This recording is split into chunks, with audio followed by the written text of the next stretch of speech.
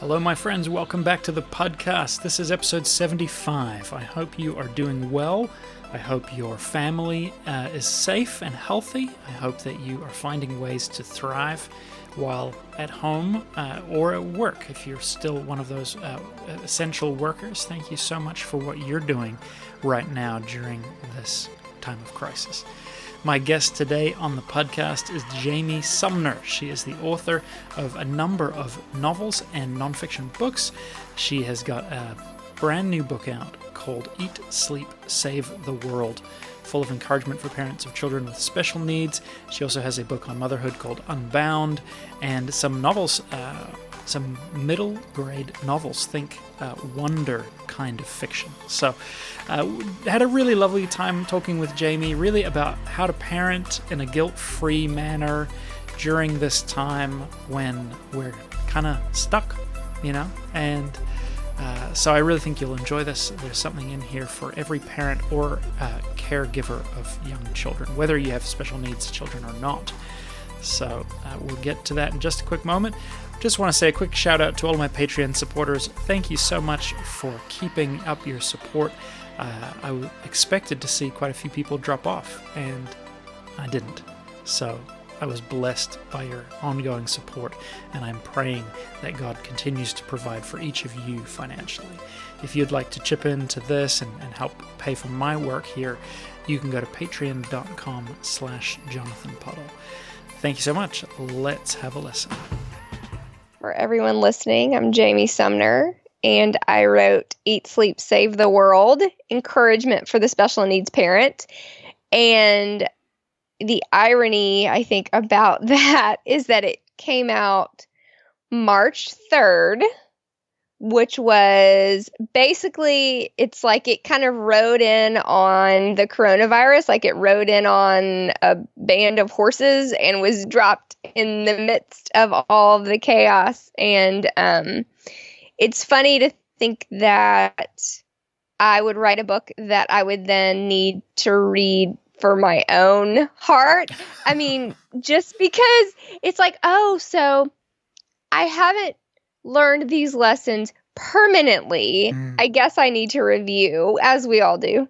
And so we're it's been timely for me too, in a way, because I've been talking about the book so much. And, you write a book years before it comes out, and I never have felt it be so applicable for my own heart to talk about it now. So to give you a picture of where we are, so I'm in Nashville. My family's in Nashville, Tennessee. And as of today, we have been home. We, as in my husband, off of work, me not traveling to speak or anything else at all these places, and my 3 children not in school since March 5th, which has been basically, we've been home a little over a month. Of just free falling it a little bit because it's, at first everything was day-to-day updates, and we'll see about tomorrow. Okay, we'll see about next week. Okay, we'll see about after spring break. And so I think this week really is the first week where we've kind of looked around and said, this is our new normal for the foreseeable future. And so that has actually been good, I think, in a lot of ways, because I don't feel quite so like I'm hanging on by a limb, because I can at least picture what tomorrow is going to look like instead of wondering. Yes. And that's been helpful for my heart, just to be able to see that we're finding a sense of stability, in everything. But then, so I had to venture out to the grocery store, to which my husband armed me with gloves and a mask. And I will just say this. I'll stop and say this. So my oldest son, Charlie, who's 8, he has cerebral palsy. And he's in a wheelchair, and he uses a speaking device to communicate. But when he was born and came home from the hospital, he came home with a tracheotomy. So the hole in his neck to breathe. And then later he got a G tube, which is the hole in his stomach to feed him. And so because he was immunocompromised back then, I had, a suction device to suction out the trach with all the goop into a jar that you try to never look at or smell. For real. There's some reality. And everything was like fraught with this feeling of like, what invisible thing could he catch, Yeah. And so yesterday when I went to the grocery store and I was putting on gloves, which my husband gave me, and a mask, which we still had from when Charlie was little, it was just this flashback to that time, which was 2 years that he had that almost, of constant kind of fear, I guess. And I think that's the hardest thing for any parent living right now and trying to take care of their kids, is not just the day-to-day practicalities of what our life looks like when there is no school and we're supposed to be quote unquote homeschooling, but like that overarching feeling of fear. Yeah. And I think that's where faith comes in, and you have to figure out, am I going to trust and give all my effort into the news and what I see? Or am I going to trust God and what I've claimed to be kind of leaning into for my, the lifespan of my faith, that God's going to take care of me even as I can't see it? Yeah. And I think that right now, living in the time that we're in, is becoming a stark, like, you have to make a choice. Yes. Like, you can't just say I'm living by faith. Like, you have to choose to do that, or you're just going to live in fear. I mean, I turned on the radio in the car on the way to the grocery store yesterday, and the news was how to safely open your mail. Yeah. And I'm like, what is this world? It's like you keep thinking you're used to it and you've like acclimated, and then you hear that and you're like, it's a tutorial about how to open your mail. Yeah. We have seriously turned a corner into this other world, at least for now, that we're going to have to trust that God is going to carry us through. Yes. And so I think that's what keeps flipping back and forth at least in my heart, is it's not just a daily choice. It's like an hourly, moment to moment choice you have to keep making, that you're going to trust the things you said you've trusted for so long, Yeah, definitely. Definitely. And I think it reveals, I don't know if this is your experience, but for me, it's definitely revealing which areas of my faith were more of a flashy veneer than something solid and robust. Yeah. Which in some cases is reassuring, and in other cases is the opposite of reassuring. It's like, oh, wow. Yeah, I need more than platitudes. Right. I had this book launch party the week the book came out, and I was going to read a passage, but I hadn't figured out what I was going to read yet. And this was, so Nashville had just gotten hit by tornadoes that week. Of course. Yeah. That week. And then everything is escalating with the coronavirus. And I had forgotten this intro was in here, but the book is split up into sections. It's like determination and thankfulness and hope and all of these traits that I think that parents of kids with special needs have, but then don't always recognize in themselves. So like the purpose of the book is basically not to tell parents how to do it better, because we get enough of that. Like, heaven help us, we get enough of that. Like, we get enough manuals and how-tos, especially if you're parenting a child with extra needs. But the purpose of the book was to just point out what parents are doing better than they think they are, and kind of relieve some of that guilt. That's beautiful. Which is heavy right now. So I found this passage that I had forgotten about, and the section is called resilience. That's the character trait we talk about. And it opens with, like, I list Hurricane Katrina, 9/11, school shootings, tsunamis. And I say in that first sentence that these are catastrophes, cataclysmic events that you can't find your way past or see past because they change your world forever. And then I talk about how resilience, unlike determination, resilience is essentially how to bounce back from something that feels impossible to bounce back from. And I read that at the launch, and I have never felt so much that God had given me words to speak at a time that they needed to be spoken, because I needed to hear them, that we will bounce back, that there are so many stories in the Bible of, it's like you think that this is the end and no one can continue with the hardship that they have been dealt, and then they do. And not only do they do, but God so obviously makes it possible. Like, it's not of their own merit, Like, it's not that I'm going to pull myself up by my bootstraps and keep going through this pandemic. It's that I'm going to fall apart every day, multiple times a day, and God's going to pick me up again. And that's how you have resilience. It's not you. It's that God is not going to let you stay down. And I think that's really important to me. Already, if you're just think about all the times already that you've basically fallen apart in the last month, and here we are, we're still laughing at things. We're still trying to put dinner together. We're still making at least an effort at being intentional with our spouses and our family, like it's not, all is not lost, It's true. I may have eaten a bag of chips for lunch, but I am preparing real dinner, right? Listen, lunch today, tub of pimento cheese and crackers. That is what happens. That is what happens. Fantastic. What are you finding your kids needing from you right now that maybe differs slightly from the norm? It's funny. It's not, I don't think, what I would have predicted, like the things that they need differently. So Charlie who I've mentioned, is 8. I think I said he was 8. He is so used to the school day. He loves school. And the thing that's great about school is that they do something different every 30 minutes. And Charlie also gets he gets feeding therapy and speech therapy and occupational therapy and physical therapy all together at school.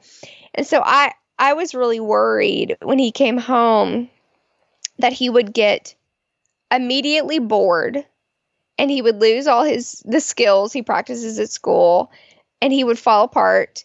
And honestly, kind of the same for my twins, Cora and Jonas, who are 5. This was their first year. They were in kindergarten, and I was worried about the same thing for them, that if we didn't keep up this premise of school that then exhausts them at the end of the day, our household is going to implode. Like that's kind of what I thought. So like, you're like step number 1, structure, right? But then as the days and weeks went on, I realized, so I can build in all the structure and little activities that I want, but if my overall like emotional vibe and sense that I'm giving off is like kind of panic and sadness and like regret over the situation and just an unsettledness of my own spirit, that's what gets into them and affects them more than anything else. Yes. Wow. We can watch YouTube videos all day, and if I'm stressing out and pacing behind the couch and checking my phone for news, they're going to be stressed out by the end of the day. Yes. No matter how much fun they had getting unlimited screen time or whatever, they're going to sense the anxiety in me. Yes. So it's like no matter what the day looks like, what they pick up on more is my own emotional and spiritual state. And so I've had to be really intentional lately about praying through the moments that I start to feel myself spin out. Yeah. And then if I do, remove myself from them for as long as it takes to kind of get back. And I think that has been the biggest lesson for me to learn, is that kids are masters at reading you. Yes. They know when something's going on, and they may not show it, like they may be internalizing it, but it's my job as the grown-up for me to internalize what's going on with me first. That's good.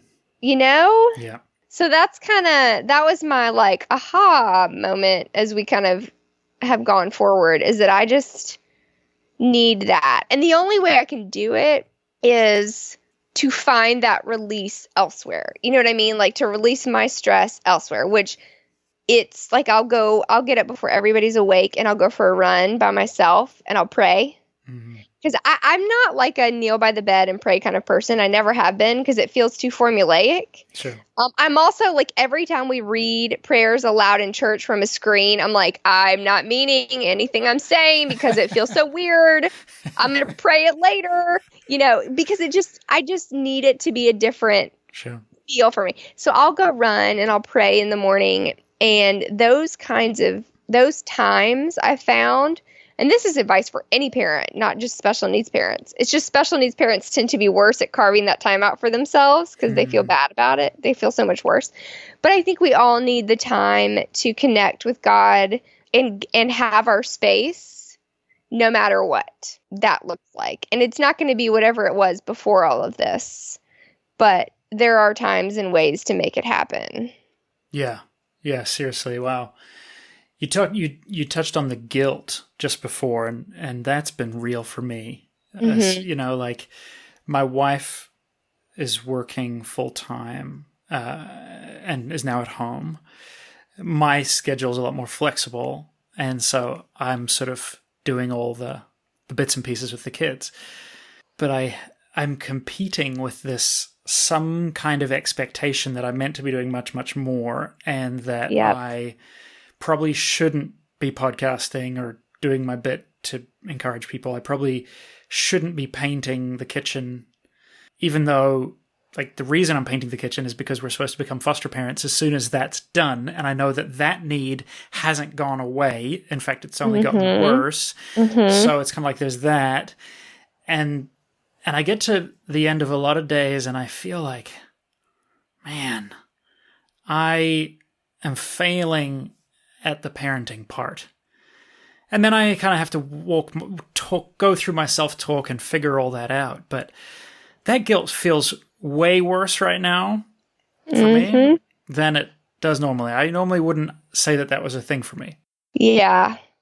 Yeah, I think, it's interesting. You said you felt like you were failing at the parenting part. And it's so like us humans to attach words like fail and succeed to something that is an emotional relationship that shouldn't have to feel like it's calculable. You know what I mean?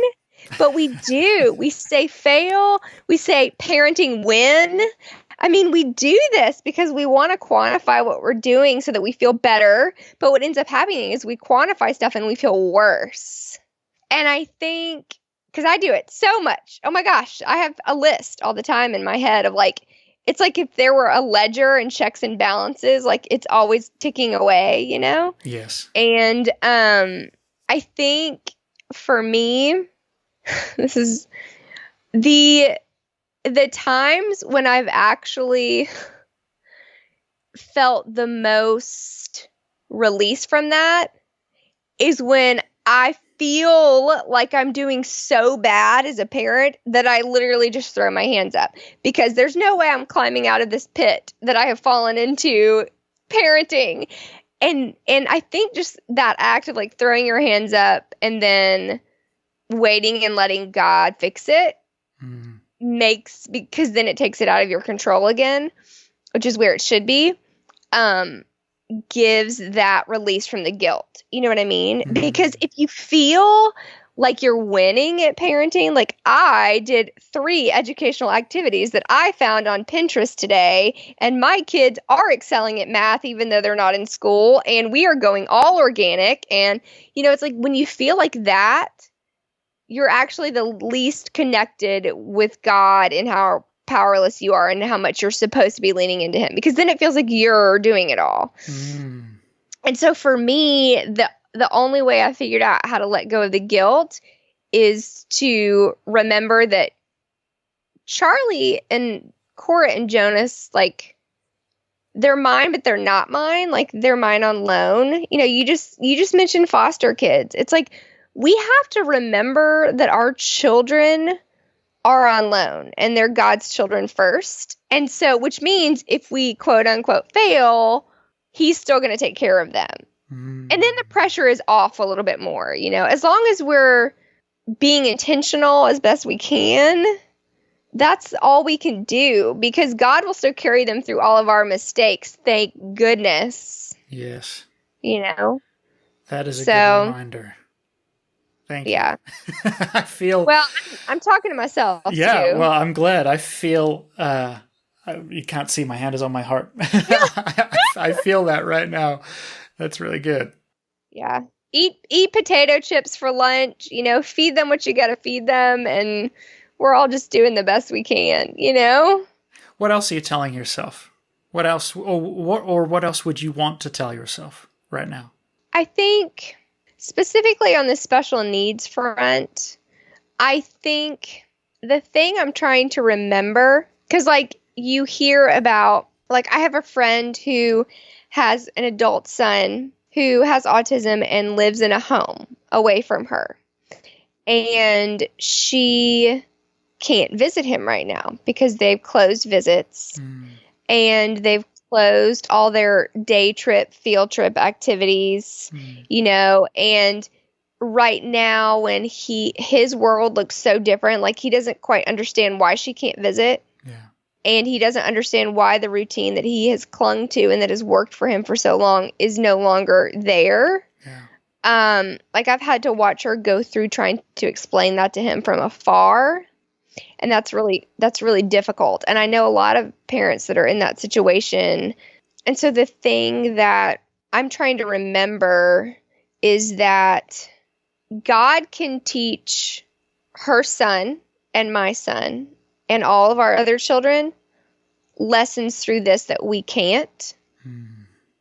And part of this transition is their transition too. And because it's easy not to not to process that because you as a parent know their limitations and what they can do. And so it's almost like, because you're the advocate and you're always their first fighter and first speaker for them, we forget that God can jump over us, and still reach them without us. And I think that there's a lot going on that we have to trust that God is doing in their hearts through all of this that we can't see and that we can't participate in. But that doesn't make it less good. That's really true. It might make it more good, Definitely. Well, and I feel like there is such a temptation to kind of be that snowplow, right? To clear everything out of the way, to create such a safe environment for our children. And then to kind of, whether or not we're trying to do that or trying to not be a helicopter, it's easy to kind of think that we understand everything that's happening in their world. Right. That we have created it to some degree, that we know what's up, and that as long as we can get through this, they'll be fine. Right. And this won't really affect them. Right. Because we've done all the absorbing. Right. But yeah, that's a really good point, that they're active participants in this life. Right. Which sounds obvious, but it's that instinct. It's that parent instinct to kind of, when you feel out of control, you want to control more, Yeah, that is true. Guilty as charged. What is God saying to you right now? I think, this is the hardest. It's funny because it's the lesson I'm trying to be taught, the lesson that God is trying to teach me feels counterintuitive to what's going on. But because my house is so crazy right now, but I think God is really trying to teach me how to be still enough to let him do his work and not, this kind of goes along with what I just said about parenting, and not necessarily jump in to try to fix every problem. And stillness feels almost impossible right now. Everybody always needs something. And also, you don't want to be still because you already feel kind of trapped in your house. It's like that. But then I think God is trying to show us something. I really think that by shrinking our little bubbles to the size of the family that we have forces us to either pay attention to what's going on inside us that we could have ignored with activity before, or drive ourselves crazy seeking that busyness and manufacturing that busyness so that we don't have to hear whatever God's trying to whisper at us. Yes. And that's a really hard thing to hone in on, because the world celebrates busyness, and achievement and checklists.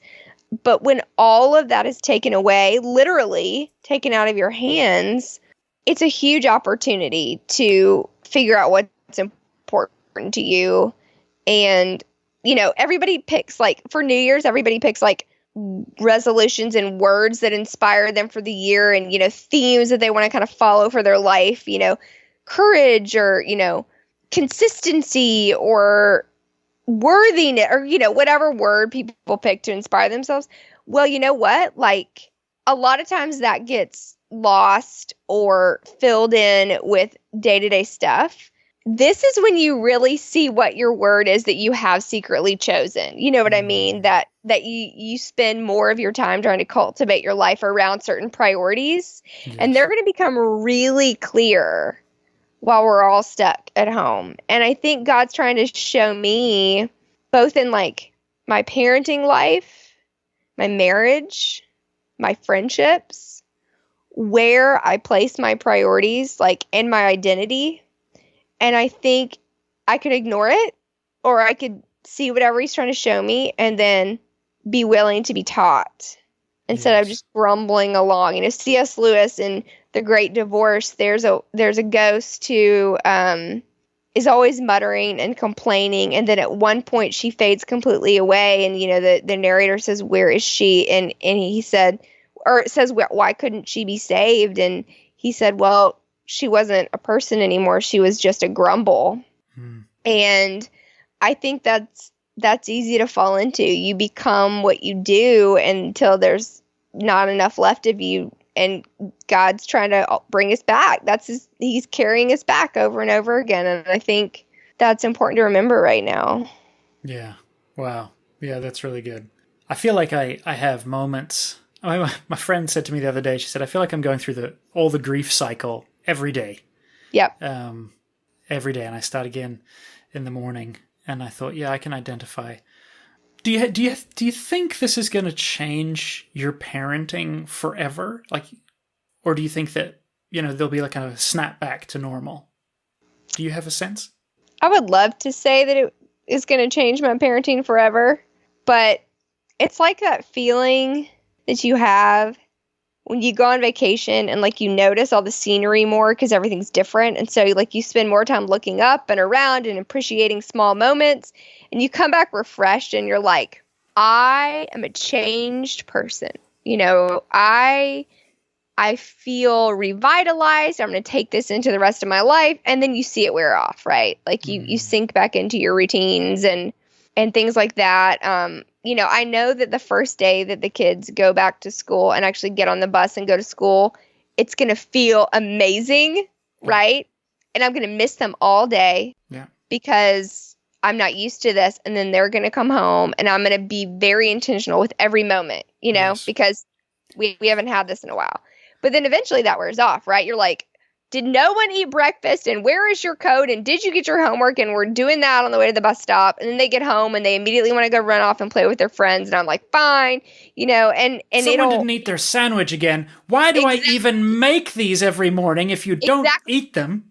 Why is this banana from a week ago still in the bottom of your bag? And all the little things will crowd back in because that's how life works. But I do think, because when you remember all those big moments in your life that you have learned a lesson, you can look back on it. When Charlie had a really bad seizure when the twins were not even a year old and he was about 2.5. And it was the most terrifying moment. I mean, because it wouldn't stop, and there was no safe place to put my hands on him. And they wouldn't let me ride in the back of the ambulance with him. And then I had to stand outside his room while doctors stripped him and worked on him. And he was holding his hand out to me because he could see me and they wouldn't let me touch him. Like these kinds of things. Like I remember praying like, God, just save him and protect him and keep him safe. And he is yours, and stuff like that. I will never forget. Like those are lessons I've learned that God can take care of my children no matter what, that I will never forget. And so I think in certain ways we're going to go back to normal, but I think in other bigger ways we're going to remember the things that this time has taught us, and we're going to carry that into the rest of our lives. Yeah. I don't think it's going to be apparent in every small moment, but I think as far as our hearts and our general, like who we are as people, I think it will change us. Yeah. What's getting Charlie through these days? And what's getting you and Charlie through these days? Well, I have an answer for that works nicely together. And I was just thinking about this today because right before this podcast, I took Charlie. We have this giant jogging stroller that he can fit in no matter. I mean, it'll carry him until he's like 200 pounds. Nice. I will not be able to carry him to the stroller at that point.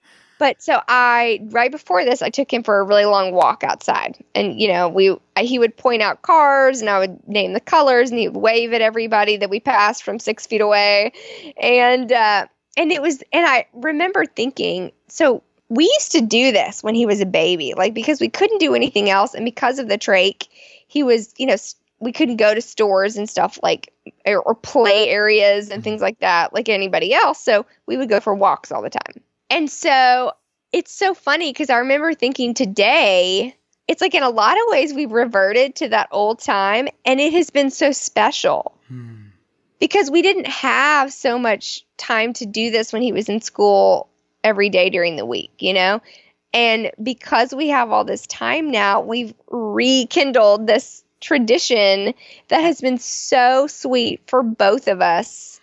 And, he's gotten now to where he points to the door and he's like, go.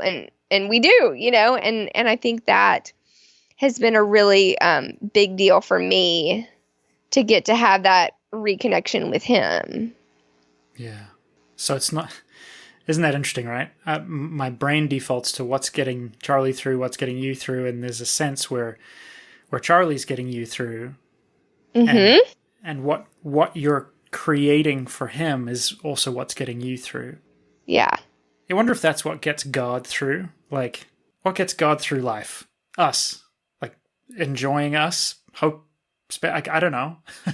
I mean, there's a reason we're made in God's image, and he did that in the first place. Like, I think he does get, like, joy from us and our joy, and when we fall apart and then lean into him. Like, I think he celebrates our wins just as much as we do, if not more.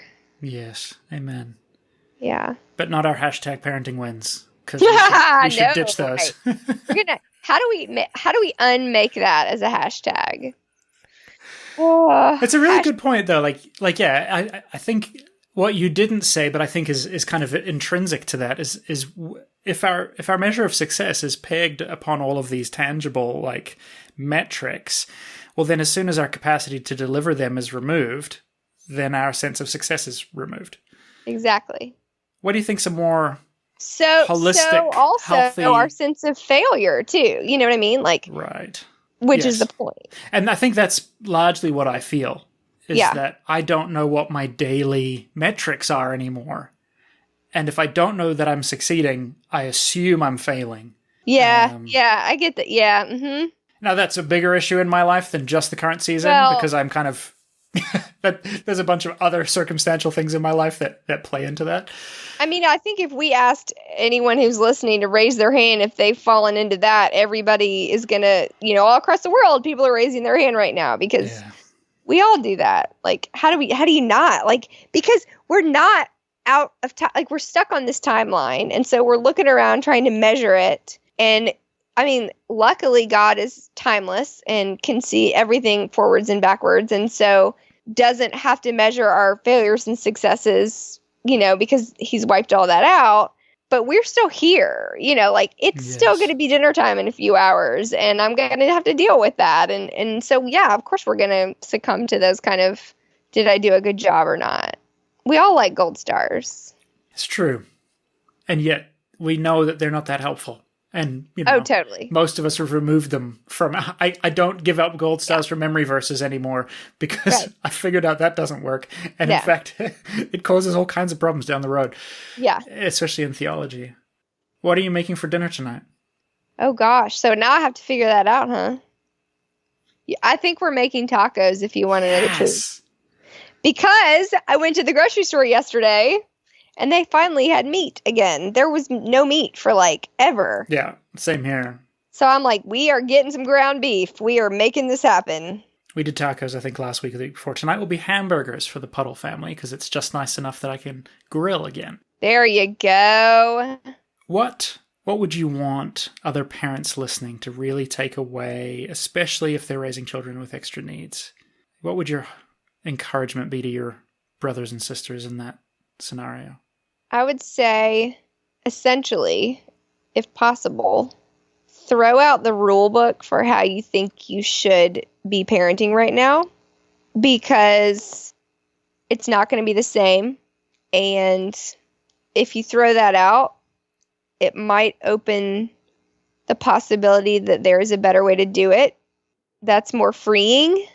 But the only way to learn it is to let go of what you're used to, which, it's easy to let go because you have to, but it's a lot harder to not still secretly miss, your default parenting settings, Yes. And to let that drive you forward. You're still really, really wishing and wanting it to be like it was. While on the surface, everything looks different because it has to be.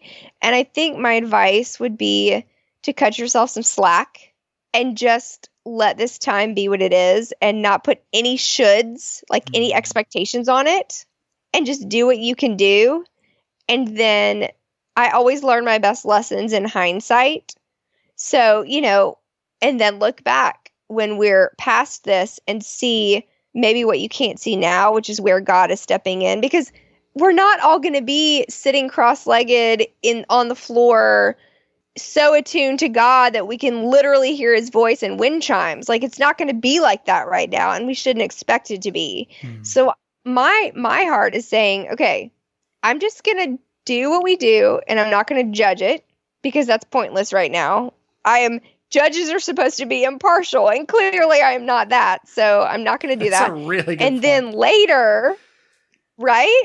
And then later, down the road, I'm going to look back and then try to find what God is going to show me when my heart is actually ready for it. Yes. But you can't force that. You just can't. No. That's so good. That's so good, Jamie. Thank you. I like that. Judges are supposed to be impartial, and I am not impartial, so I'm not going to judge my own parenting. Right. That's really good. How do we make that a hashtag? Yeah, exactly. I'm just soaking all this in. Thank you. I've really enjoyed this. This has been really good for me on a Friday afternoon as I lean into my weekend, and I'm kind of we're going to start Sabbath. And what on earth delineates my weekend from today and the day before and the day after? I don't know anymore. It's losing all meaning. But yeah, thank you. This has really been life-giving for me. Jamie, tell us quickly a bit more about your book and where we can find you online.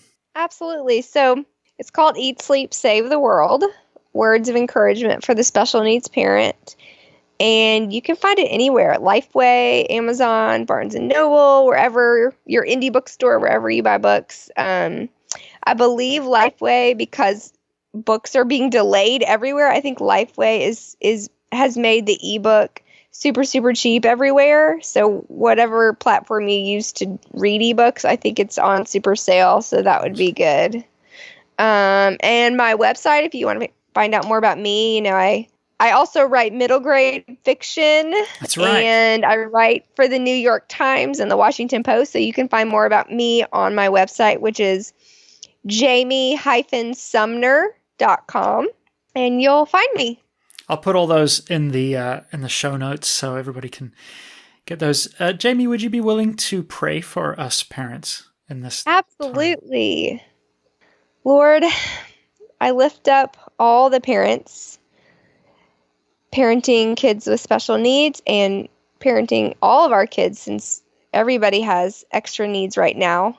And I'm praying for myself here too.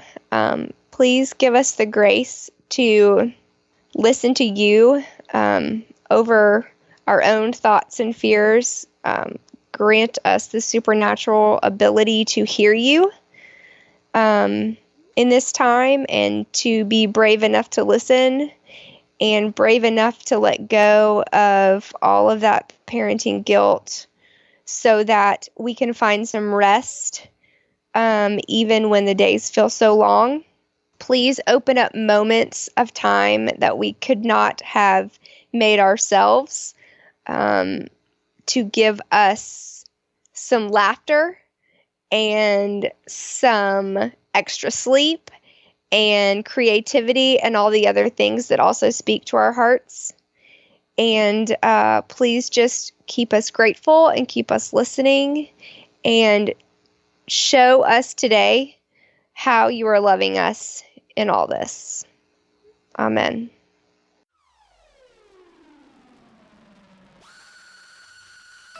And that was Jamie Sumner. Thank you so much, Jamie. I really, really enjoyed that, and I've been doing my best to put that into practice, to not sit in judgment over myself, to allow myself to have fun, to do what I need to do to relax, and be more present to myself in order to be present to my family. And it's true, it works. Go check out her book, Eat, Sleep, Save the World, Words of Encouragement for the Special Needs Parent, as well as Unbound, and her check out her fictional novels. They're really fun.